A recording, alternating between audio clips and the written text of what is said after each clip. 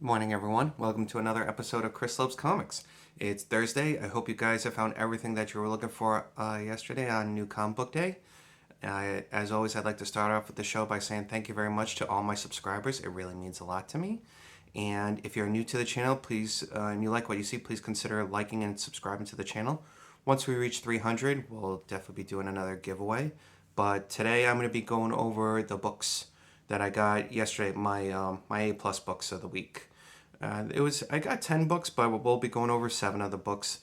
The books that I didn't like, that I'm not gonna continue subscribing to, is Ministry of Compliance by John Ridley. I couldn't even really get through it. And Lotus Land by Boom Studios. It's another book that was just a little bit too. It felt like it was a little bit muddled, but I won't be continuing those books. But with the books that I'll be talking about now, these are the ones I've continued and will be continuing, especially with the first book I'd like to talk about, The Deviant by James Tynion. It's sort of a Christmas, well, not sort of, it's a Christmas horror story. The art is by Joshua Hickson, and he does a fantastic job. And has this character is sort of terrorizing Chicago. And it starts off with this boy this man who's trying to write some materials for like a serial killer comic, and he's interviewing a serial killer in prison. And this serial killer, you kind of get the idea that he may have not done. So this guy is sort of in the vein of John Wayne Gacy and Ed Gein, brutal serial killer. So if you love reading serial killer stories, this is definitely right up your alley. But the story is great. And it definitely leaves suspense. It kind of leaves you a little bit cold. It's a very scary book. I'm definitely going to continue it. I think it's only a 4-issue miniseries, but I'll definitely be picking this up. It's definitely a chiller. But into something of a more adventurous pace, we're going to go to Green Lantern number 5. Art by Zermanico and Jeremy Adams writing Green Lantern number 5. With Hal Jordan versus Sinestro.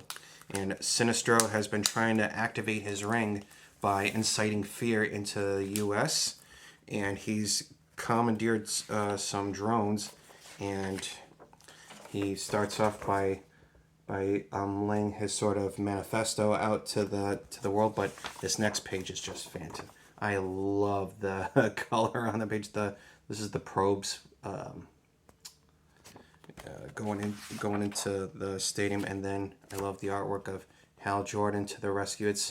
I really love this book. I know it's very early into the series, issue 5. Like, Jeff Johns is mine and probably your favorite Green Lantern run ever, but this is definitely working its way up to its way. It just like Jeremy Adams has a really vast knowledge of the DC characters he writes. Case in point, his last Flash run. That was really well done. I'm not really liking the new Flash run by Cy Spurrier. I've read up to issue 2. I'm probably gonna stop.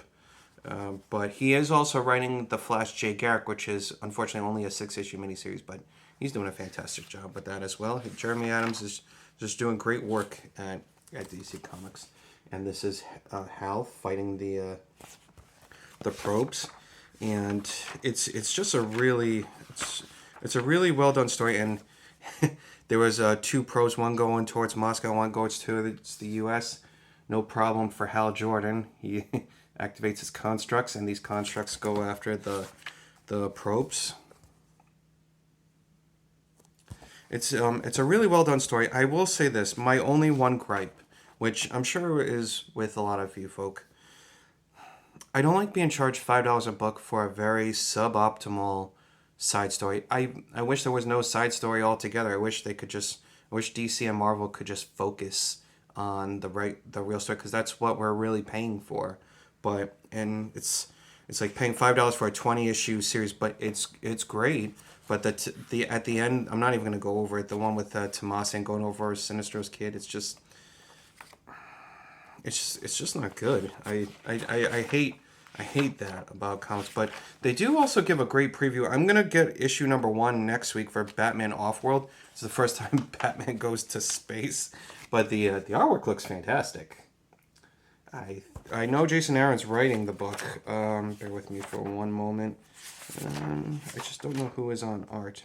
Oh, Doug. Oh yeah, Doug Mahnke, I think Mahnke.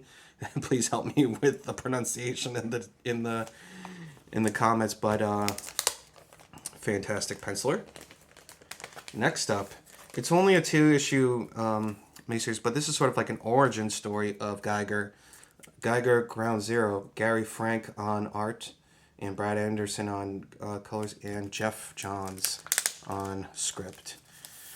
Fantastic origin story, and if you haven't read Geiger, it's if you haven't read this before, there's a trade paperback. I think it's only like $14 or something like that. It's been out for a minute.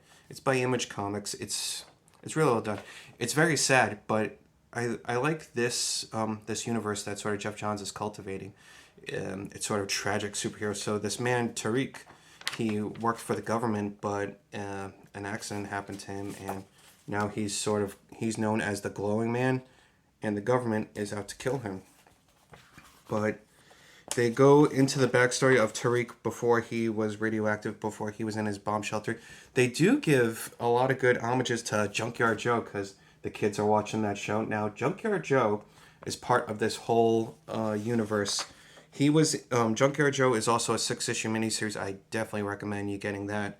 It's part of the Nameless universe. That's what it's being called. And just fantastic art. I freaking love this book. Sorry for that. But it's really well done. And also, and I don't normally usually read these, the sort of letters at the end by Jeff Johns, but he's going over that next year, launching in April. There will be a Geiger miniseries in April, and there's also going to be the story of Redcoat. He's sort of a Revolutionary War veteran, but he's kind of immortal too. So it's a very interesting timeline that Jeff Johns is cultivating with his brain trust of people. They give you the timeline of the unnamed. Sorry, it wasn't Nameless. It was Unnamed Universe, but very well done. I definitely recommend. And also $4 for this book, so can't go wrong with that. But you really can't go wrong with the next one. Now, I know a lot of people are on the fence with this. You either like him or you don't like him. But I got the Ashcan Virgin variant version. I got it for cover price, $3 for Animal Pound by Tom King and Peter Gross on pencil. It's another sort of Orwellian, like 1984 Animal Castle story, but set in a pound, which, I like it. But, I mean, I couldn't go wrong with the price, $3 for a Virgin Ashcan. Like, I'll take it. I'm going to continue with the story. It's very well done. It's, for all you animal lovers, no animals die yet. But it's, like I said, it's the Ashcan variant. And it's only like, I think it's like 12 pages or something like that. But it's really well done. It's about this cat who sort of cuts away into the pound and talking to the elder dog and the other elder animals about how people, how they've lived their lives by just waiting for their food and waiting for their walks, and just, they've been treated like prisoners, which, I mean, they're in a pound. But it's well done. I'm going to continue. I mean, can't go wrong with a $3 book. And last but certainly not least, this will sort of be a two-pronged thing. This is the one-shot of G.I. Joe by Larry Hama. And I'm so glad that we have G.I. Joe in our lives again. It's great. They're definitely off to an interesting start. I do love the one-shot. The one-shot, I will say this, the paper quality is fantastic. It takes you back. It's like the old 80s comics from Marvel, and it's written by Larry Hama, and pencilers by Herb Trimpe, and inkers by Bob McLeod. Fantastic. It just, tell me this doesn't remind you of your childhood. For those who love G.I. Joe, it's the Baroness kidnaps a doctor for Cobra, and G.I. Joe has to save him. It's it's your stereotypical G.I. Joe story, but it's really well. I love the art. I really do. Baroness, Cobra Commander. But this was it's like $4. I felt like there was a lot of material in here too. There was a lot of writing, and you know, the Joes are trying to save Dr. Burkhart, and then afterwards they show you like the pit command center. But there's also a side story, another Larry Hama book, but it has Stan Lee presents G.I. Joe, like the old form of Marvel. This was really well done. I enjoyed it though, one shot.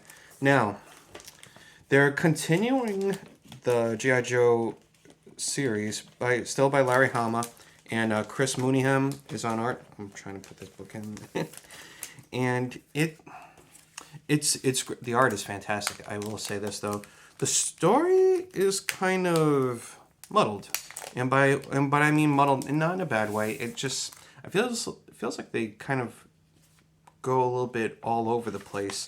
Like you'll see the Joes, but then they'll go straight to Serpentor and Dr. Mindbender. They do give, if you're very new to G.I. Joe, they do give you a description of the key players. But you know, I'm not gonna stop reading this book. I would give it a B, like a B. Yeah, I would give it a straight B. The art does a lot of the heavy lifting for this book too, and it is written pretty good. It's not written super well, but I mean it's a G.I. Joe book. It's an action cartoon, and you have Serpentor trying to pull back Dr. Mindbender. He's like, "Where are you going?" But it was good. It's like the thing about it is so I should explain a little bit of it. So Cobra has this virus nuclear weapon, and then they detonate it, and now they're just dealing with the fallout. So it's not a deep dive into the story, and you see some of the Cobra villains. Even Serpentor is looking a little zombie. But it's a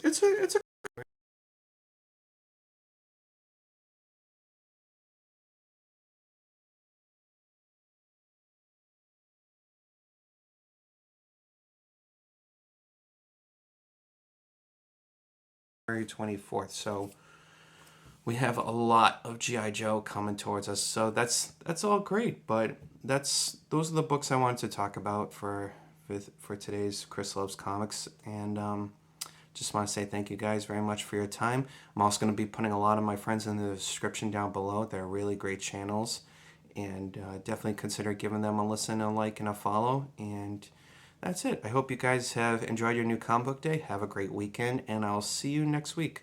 Next week, I'll be picking up my books late Wednesday because I work late on Wednesdays. But I should be able to do a Chris Loves Comics haul review on Friday or Saturday. All right? Take care and have a great weekend.